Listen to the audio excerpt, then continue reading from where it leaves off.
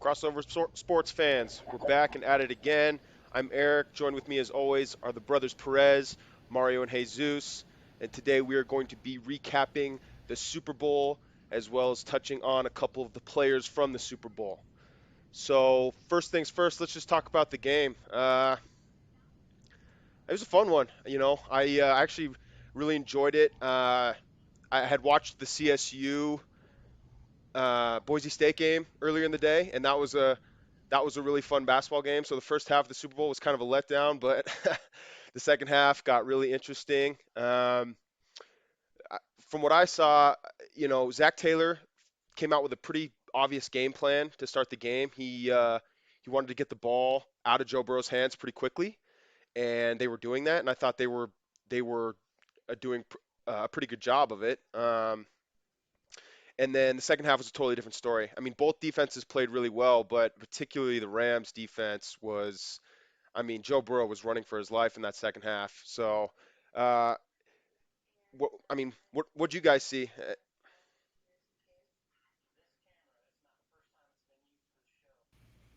I mean, I think for me, what I saw, I think I think you saw more saw in the first quarter, which is obviously to be expected. I think Cincinnati and the Rams were kind of trying to fill each other out.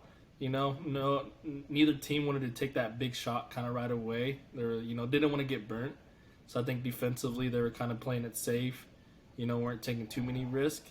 And then I think, like you said, I mean, the first half wasn't the best entertainment wise. The second half got started pretty well with the Bengals, and interception, and then obviously pass interference that led to a touchdown. A no call. But a no call, yeah, it was missed. But I mean, it did change. That was momentum that the Bengals needed, right? It kind of brought their team back alive. And I think you kind of saw too with the Rams. Aaron Donald was getting frustrated on the defensive side because he wasn't getting to the quarterback. He was making his presence known, but he wasn't really impacting the game. But I think especially in that third, fourth quarter, he was starting to come back alive. And you know, at the end of the day, he's one of the best defensive players in our game, and you saw the impact that he had. Um, I overall, I think obviously the second half was a good half, and I wish it would have went the Bengals' way, but I have no complaints on that part. Yeah, the interception was huge. Obviously the no call there, but it definitely brought some energy back into it. I enjoyed the entire game, to be honest with you. It was kind of fun, even in the first couple quarters. In my opinion, I mentioned this a couple times. I felt like it was flying by pretty quickly.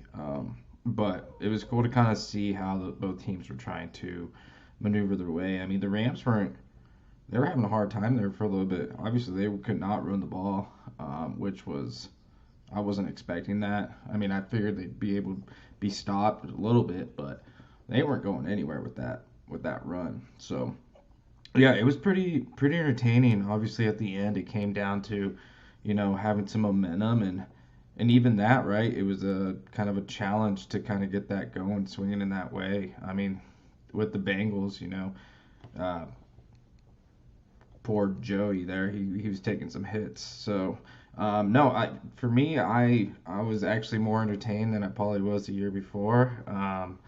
And that's all I want out of a Super Bowl. So I really enjoyed it, and it's kind of exciting to see where these teams kind of go now. It was hard to see, you know. Beckham go down. That was kind of rough to see his knee kind of just. You hate to see that. Just because I know he's a controversial player, but he's still at the end of the day an exciting player to watch. Um, and at the same time, kind of seeing what the teams are going to do going forward. Um, it was cool to see Vaughn get a W and get another championship, but also kind of entertained to see what his next steps are to try to what the Rams are going to really do to try to keep that team together, or if it's going to be possible. So yeah, I give it a two thumbs up on the game for sure. Yeah, well said, Pancho. And I mean, we are going to get into what's next for both teams here. You know, going back to OBJ, he's a bit controversial. To be honest with you, he brings a lot of that on himself. Some unprofessional behavior at times, but I mean, there's no question. uh, there's no questioning his ability. I mean, what he does over the top and his ability to make plays after the catch, I mean, it's crucial for that team, and it allows guys like Higbee and Cooper Kupp to kind of work underneath. And when he went out, it totally changed the dynamic of that Rams offense. Because, like you said, Pancho, that Bengals front seven was stout. I mean, I was blown away by how much they shut down the run. Logan Wilson out of Wyoming, he played a terrific game, and he got called for a phantom. I think it was either a defensive holding or a defensive pass interference call on that last drive that gave the Rams a first down inside the 10. But, like you said, there was also a no call on Higgins with Jalen Ramsey. It was either offensive pass interference or it was an offensive face mask, one of the two. Um, so those two calls, a no call and a phantom call, kind of evened it out. So a lot of people were complaining about that.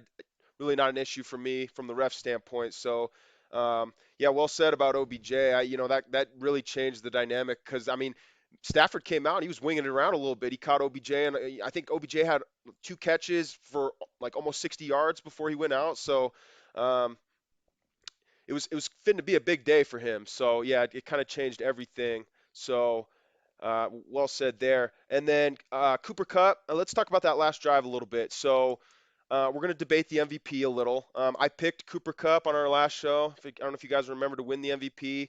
And once OBJ went down, they started double teaming him all over the field. On that last drive, though, the Rams went for it on 4th and 1 from their own 30. So Sean McVay made it very clear that, hey, this is the drive, guys. We're not playing for anything else right now.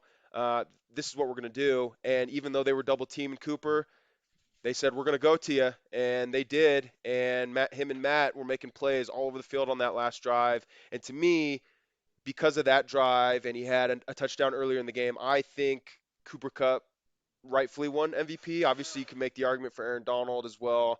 You can make the argument for Aaron Donald all the time. But I think Cooper Kupp deservedly won the MVP award.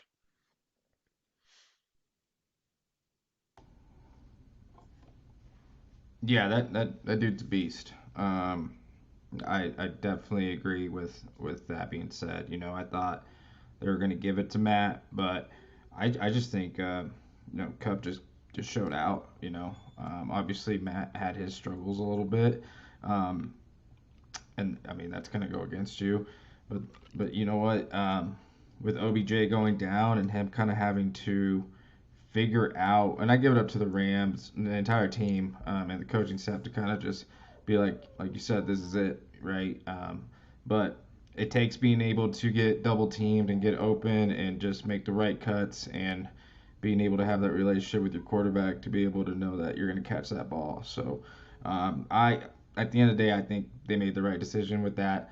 Donald is obviously always, like you said, up there to get that vote as well, and rightfully so. He did an amazing job, obviously, especially with his little celebration when he got the sack, and it would have been great to see that as well. But I just think that at the end of the day, man, Cup was really the one that pushed through there to kind of make that happen, and rightfully so. He should be able to get the MVP right there. Yeah, I mean, for me, like you can't argue with Cup and Aaron Donald. Obviously, it goes hand in hand in that sense, right? I think you saw it all year long. Cup was the best receiver in the league, and Matthew Stafford and him were just playing catch. Pretty much what it was, And as we know, I mean, we're all athletes, right? Close game on the line, you want to be that guy. You want to step up for your team, and that's exactly what happened. Cup and Stafford, said, hey, give me that challenge, put that weight on my shoulders, and let's go ball, right? And as they've proven all year, they got that chemistry. They knew exactly what they were doing. They were just playing catch with each other. And, I think, like you said, once OBJ went out, that changed the dynamic and what the defense was going to do.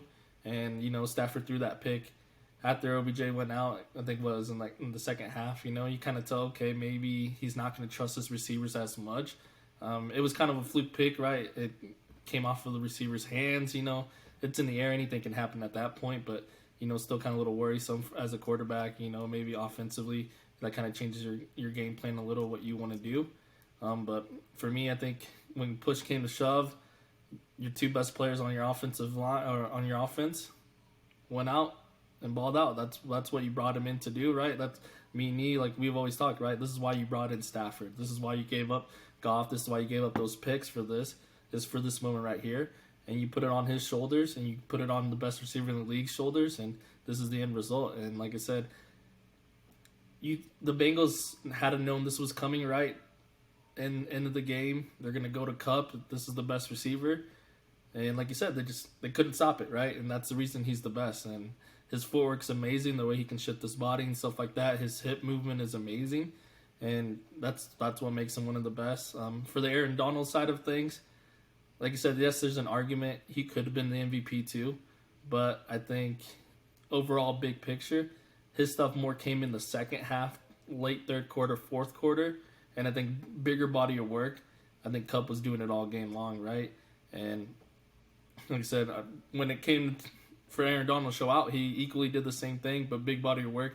I think Cup had more of the impact in the game. Yeah, and I mean when you're the guy scoring touchdowns, I mean obviously when you're putting points up on the scoreboard, that obviously Aaron Donald doesn't do that, so it does make a huge impact, especially in a game like that.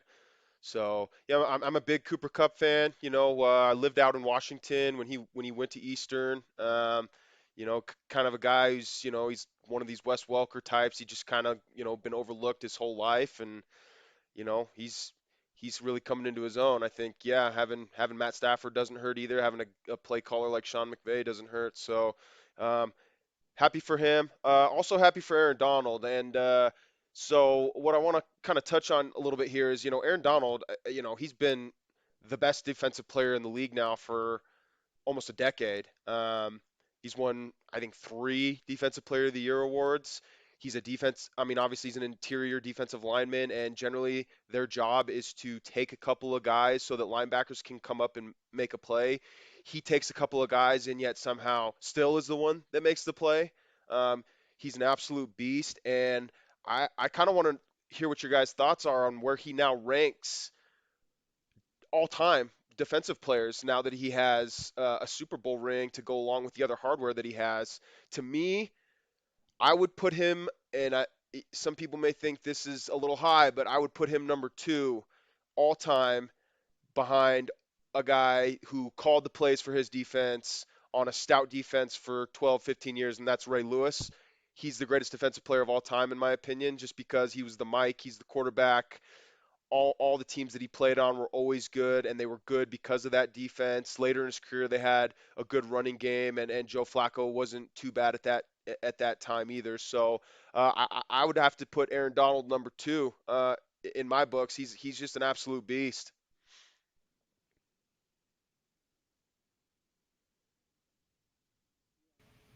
Yeah, I mean, I agree. I think, like you said, Ray Lewis, I think, is the epitome of defense, right? I think that's what we've known for a long time. This man was a beast. He was feared. You didn't want to take a hit from him and the way he played his game and how smart he was when he played. This man was, like you said, the Peyton Manning, obviously, of the defense, right? The way he studied his game film and prepared himself, he's one of the best. I think with the Super Bowl win for Aaron Donald, definitely puts him in that top 2. This is a man that's been playing for so long, and his body's taking a beating. He gets double teamed, at times maybe even triple teamed, right? And this man is still making plays. He knows how to find the ball. He knows when to attack and kind of get off and go, say it's a pitch to the running back or, some type of a screen. And this man can pull back and find that ball carrier right away. I mean, he's impacted the game for so long. And, it's about time this man kind of got his Super Bowl ring. It's very well deserved, and you wouldn't want it for a better guy. And I think, like I said, top 2 with everything he's done in the league, and adding this to it, he's one of the best. Obviously, you're always going to make, there's always going to be debate on who is the best.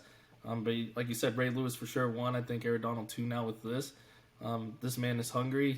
He's just a beast overall. And, we always talk, like, I would never want to take a hit from Aaron Donald, and I would never want to take a hit from Ray Lewis. That's all I know. And I'm glad I don't have to. I'm glad I get to be sitting on the couch watching the games and saying, dang, like you should have blocked that guy a lot better, because I know damn well I could never block him.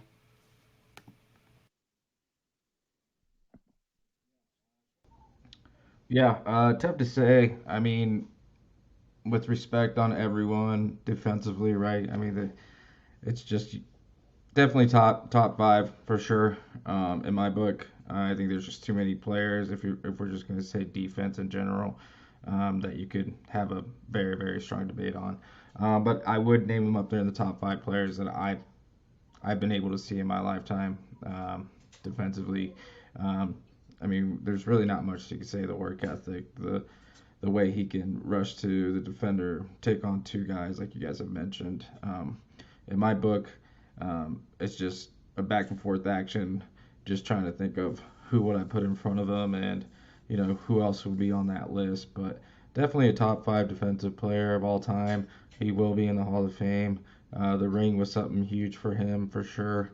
And honestly, to see how much what his decision is to take it a couple more years or maybe call it quits, whatever the case may be.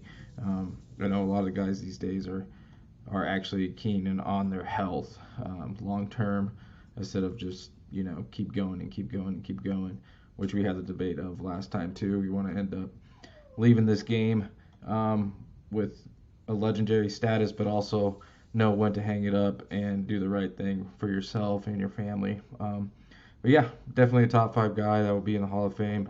Um, I'm assuming pretty soon. Yeah, I mean, you brought up again, Pancho. You brought up a couple of good points there. First of all, I mean, it's hard to compare a defensive tackle with a guy like Champ Bailey. Obviously, you're right. It's kind of the reason why I give a nod to a guy like Ray Lewis is because he comes up in the front as well as drops back into coverage, right? He does it all. He calls the plays. But you made a good point there in the fact that it's hard to compare those two kind of positions. So well said with that. And it's going to be interesting to see. It's you got guys. Times have changed since we were younger, Pancho. You got guys more concerned about their long-term health now. If you see John Elway walking around Denver, he can barely walk. You know what I mean? And these guys are a lot more conscious about that. And frankly, when you've already taken care of generation upon generation of family to come, I don't see anything wrong with it personally. So as a fan, we want to see him play. You got guys like Aaron Donald and Tom Brady retiring or obviously Aaron Donald hasn't retired yet, but potentially retiring with game left. I've been talking to a lot of people this week about Tom Brady. A lot of people think that after a year of him being home, Giselle is going to be like, I really don't like having you around as much, and you still had a little bit of football left to play. Maybe you should consider going back. And I mean, honestly, we've seen that with athletes in the past. Once they're home, they're like, you know what, I don't really like being here too much. So that'll be interesting to see with these guys going forward and what they decide to do with their future. And speaking of quarterbacks here, we had a conversation about a week and a half ago about guys and what tier they belong in now. And the big question about Matt Stafford was, where we would have him depending on whether he won or lost this game. Well, he won this game. He played well pretty much all season. He did throw a lot of picks, but he played really well in the postseason, and he just led his team on a game-winning drive to win the Super Bowl. So now I got to ask you, where do we see Matt Stafford in terms of his quarterback play compared to the rest of the league?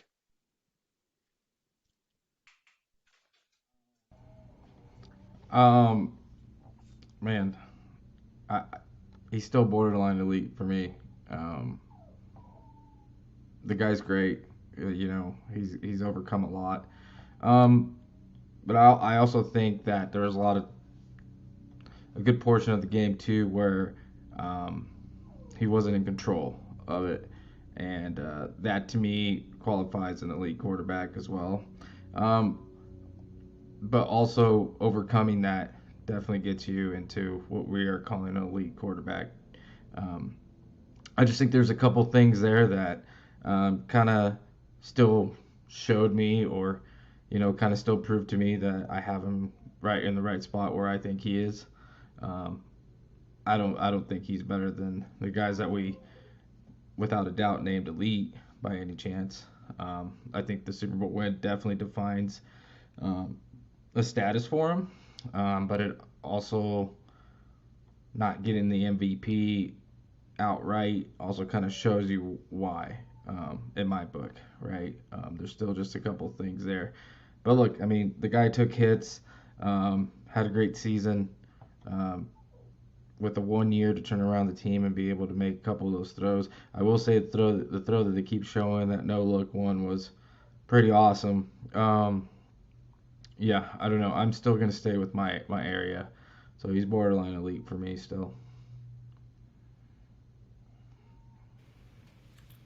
I think for me, like I said, obviously we talked about it. I think he is elite, maybe lower end of elite is what I have him at.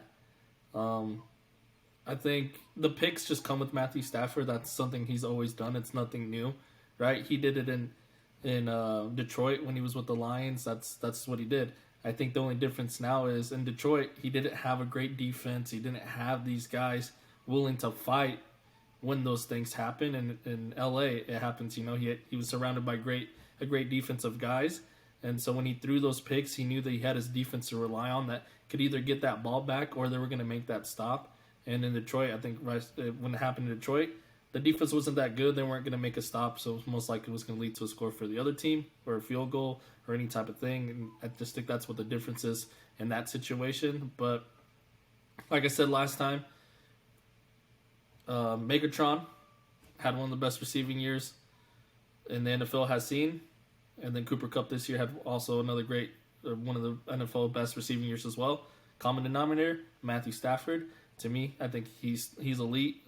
I even said before the Super Bowl win or not, I think he was cusp of being elite. I still think lower tier for me.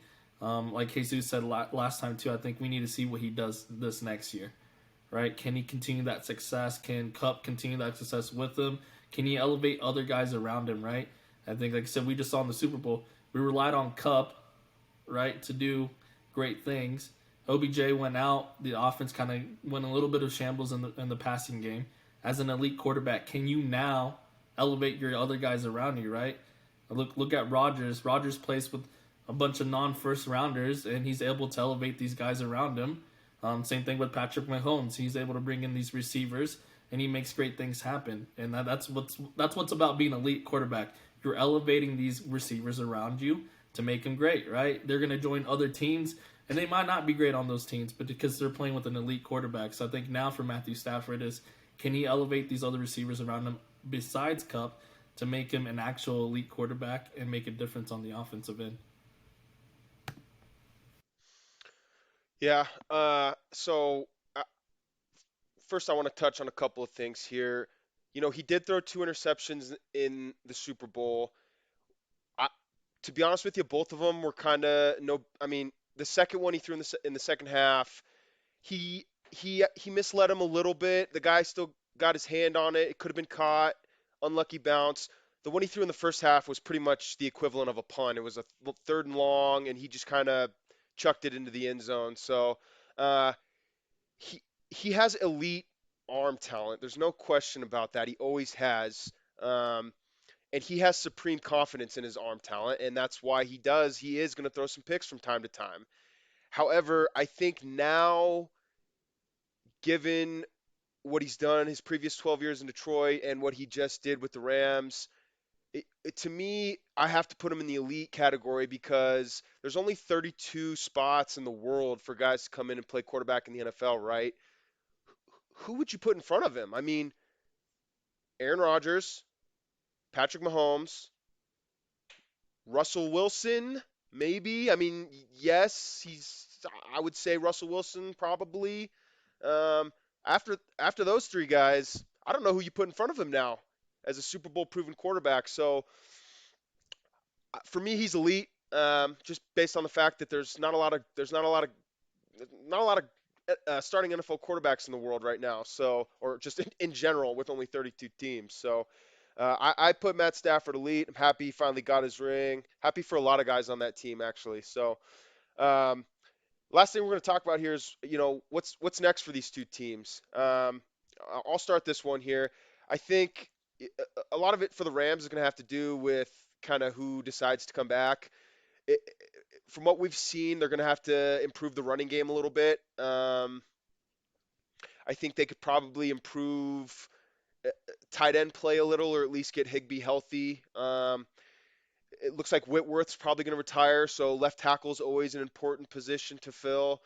Vaughn, you know, I don't see why he wouldn't re-sign in LA unless, we bring him back to Denver for a team-friendly contract. That'd be great.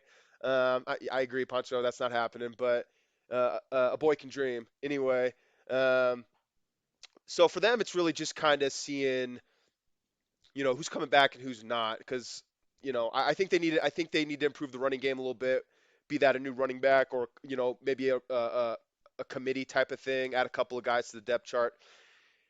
Cincinnati's an interesting situation because they got hot this year at the right time. We were all in agreement of that when we had our conversation a couple weeks ago. The AFC's not getting any weaker here, guys, and frankly, for them to come out of the AFC again, they're gonna have to do a lot. From what I'm seeing, they went 10-7 this year, which by no means is dominating. I mean, they did win their division, but that division is tough, and Lamar Jackson ain't going to be hurt all a good chunk of the year again. The Steelers won't be down for long, so you got to go through Patrick Mahomes and Josh Allen. They gotta keep Joe Burrow on his feet, right? You can't have a guy who has had knee problems in the past, who's clearly your future. He's clearly very talented. You can't have him getting hit that many times. So you got to keep him on his feet. That passing game is is here to stay. So you're good there. Joe Mixon's a solid running back. I think you need a little more continuity on the defensive side. I mean, I know you guys saw it during the game. They had 7 new starters on this defense. So, maybe drafting a couple of young guys to come in, re-signing some guys. They played well at the right time. So, but for me, they got to keep Joe Burrow on his feet. So that's the big one I see for them. And just you're going to have to get lucky in the coming years to come out of the AFC, whether that's the Bengals, the Chiefs, the Bills. You're going to have a couple, some balls bounce your way in the postseason. So, we'll see. The Bengals are talented, but I think they got a long way to go to get back to the Super Bowl and then to even win the Super Bowl.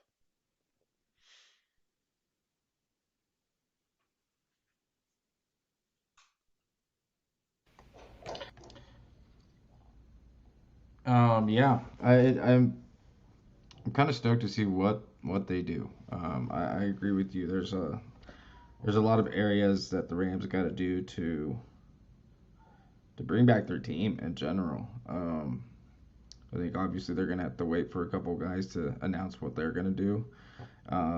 See how OBJ's doing on his end too, and what that turns out to be. I mean, it's doable. It's definitely one of those situations where you made these moves to definitely go and get a Super Bowl, hoping that you would do it the first year, but definitely the next 2 to 3 years. So it's definitely doable to make these moves and see the Rams back on top again. The Bengals, I think the Bengals are definitely going to have to look into some some changes on the line.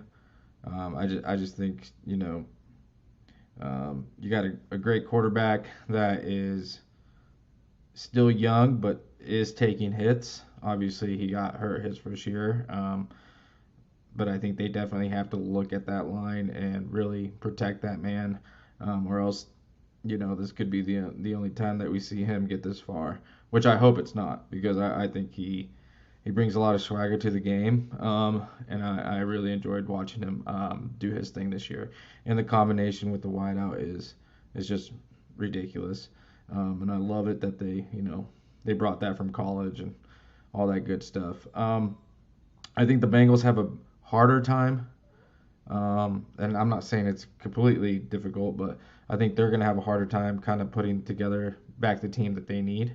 And I might be wrong on that, but it just kind of from what I see right now, I think that's the case. And like I said, I think the Rams are gonna have to wait and see what pieces are gonna go in and out. I definitely see the Rams back into it though.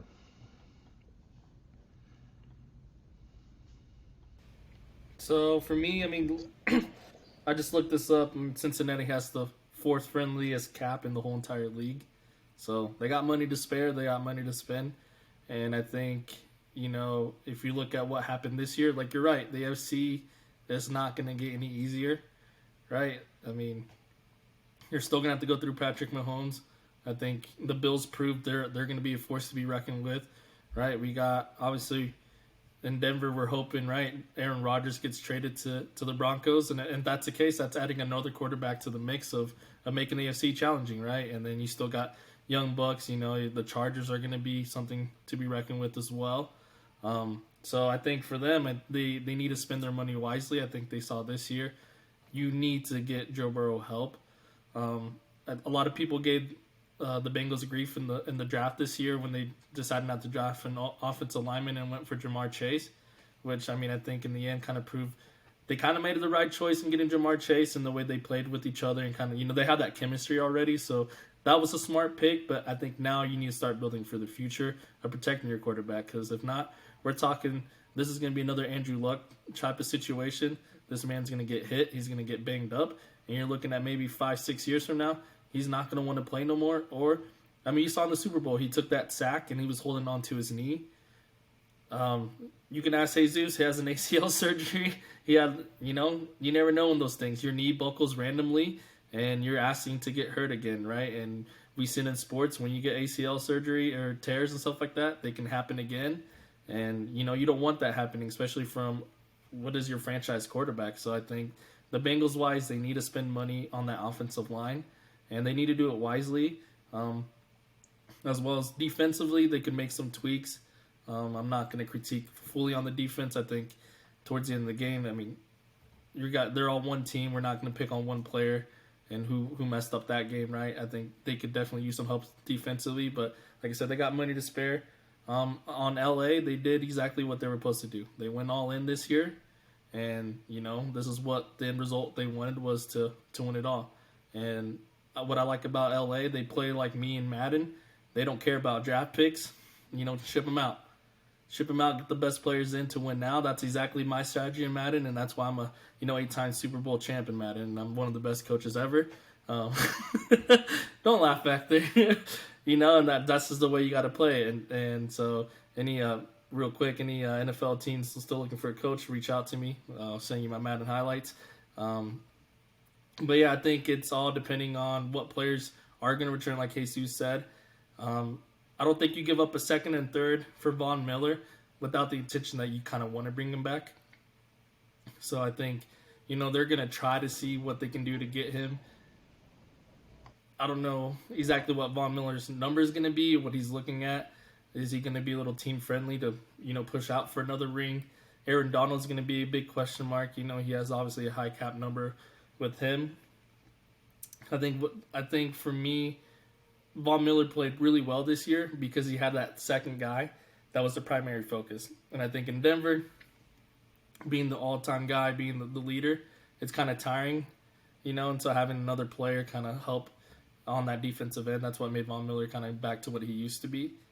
So I think for the Rams, it's pieces, seeing who's going to stay, who's not going to stay. And as well, we see it a lot in the NBA. You go in as your agent and a player and the team staff too, and say, hey, let's run it back, but we're gonna have to do it at a team-friendly price to win it all again, right? And at the end of the day, you see all that confetti, you're holding the trophy, they're gonna do a parade within the next couple of days. That's what it's worth right there, right? So are you really gonna shell out for a couple more million or a couple thousand, or do you want to run it back again, be a Super Bowl champion, add to your legacy? And I think that's the conversations the Rams are gonna have to have with their players. So it'll be interesting to see who wants to stay and who's going to leave. We got to realize it's not just the players either. The Rams are losing 3 assistant coaches. So that's key. You're going to bring in guys that are major team, in a way, work the way they worked this year. So you're losing guys to the Vikings, the Broncos, and I believe they're about to lose another offensive coordinator as well. So it's one of those things that the players make the game go, right, but it also takes some coaching and that chemistry there to also get them ready and prepped up to be successful as well. So there's some holes that the Rams have got to do there.